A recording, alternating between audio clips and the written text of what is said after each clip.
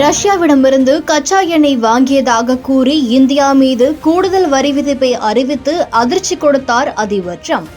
இந்த விவகாரத்தில் இந்தியா கொடுத்த அதிர்ச்சி வைத்தியம்தான் ட்ரம்பை யோசிக்க வைத்துள்ளது. நடந்தது என்ன பார்க்கலாம்.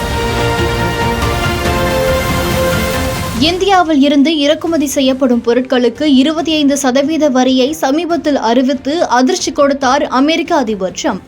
அதே சமயம் ரஷ்யாவிலிருந்து கச்சா எண்ணெய் மற்றும் ஆயுதங்கள் வாங்கினால் கூடுதல் வரி விதிக்கப்படும் எனவும் எச்சரித்தார். ஆனால் இந்தியாவோ ரஷ்யாவிடமிருந்து எண்ணெய் கொள்முதல் செய்து வருகிறது. இதனால் ஆத்திரமடைந்த ட்ரம்ப் மேலும் 25% கூடுதல் வரிகளை விதித்தார்.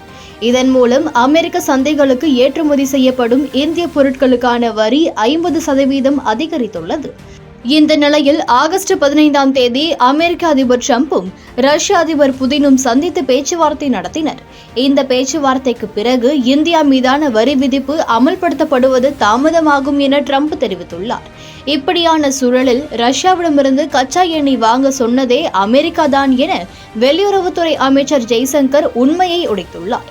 அரசுமுறை பயணமாக ரஷ்யா சென்றுள்ள வெளியுறவுத்துறை அமைச்சர் ஜெய்சங்கர் அங்கு நடந்த நிகழ்ச்சி ஒன்றில் பங்கேற்றார். அதனைத் தொடர்ந்து செய்தியாளர்களிடம் பேசிய அவர், ரஷ்யாவுடனான எங்களுடைய உறவு 2ஆம் உலகப் போருக்கு பிறகு சீராக வளர்ந்து வந்துள்ளது. ரஷ்யாவிடமிருந்து கச்சா எண்ணெய் அதிகம் வாங்குவது நாங்கள் இல்லை, சீனாதான் என குறிப்பிட்டுள்ளார். அதேபோல உலக எரிசக்தி சந்தையை நிலைப்படுத்த எல்லாவற்றையும் செய்ய வேண்டும். அதில் ரஷ்யாவிடமிருந்து எண்ணெய் வாங்குவதும் அடங்கும் என சில ஆண்டுகளுக்கு முன் அமெரிக்கா கூறியது. ஆனால் தற்போது அந்த நிலைப்பாட்டை அமெரிக்கா மாற்றிக்கொண்டுள்ளது. இதுதான் தற்போது குழப்பத்தை ஏற்படுத்தியுள்ளது என விளக்கமளித்து பேசியுள்ளார்.